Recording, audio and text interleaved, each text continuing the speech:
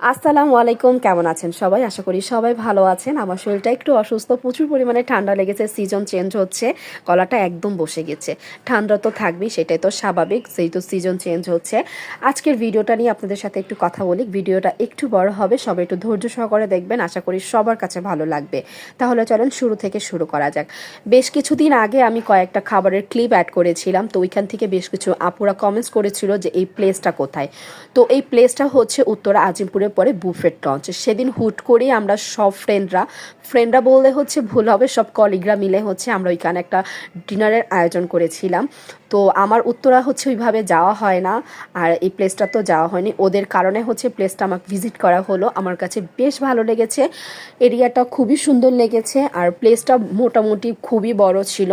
আর খাবারের কথা যদি বলতে যাই, 100+ আইটেম ছিল ওদের, আর প্রত্যেকটা খাবার অনেক বেশি ভালো ছিল আর ফ্রেশ ছিল। একদম ওরা পরপরই রিফিল করছিল, আর প্রত্যেকটা খাবার একদম গরম গরম ছিল। আমার একটা কলিগ তো ভাই মনে হয় মিনিমাম 2 কেজি গরু খাইছে। একটু হাস্যকর ব্যাপার, বাট সত্যি সত্যি ও এই কাজটা করছে। আমার কাছে তো আমি বললাম এত গরু কিভাবে খায়। আর দেশি আইটেমের তুলনায় আমার কাছে স্পেশালি চাইনিজ আইটেমগুলো খুব ভালো লেগেছে। বরাবরই আমার চাইনিজ আইটেমগুলো পছন্দ, তো আমার কাছে বেশ ভালো লেগেছে।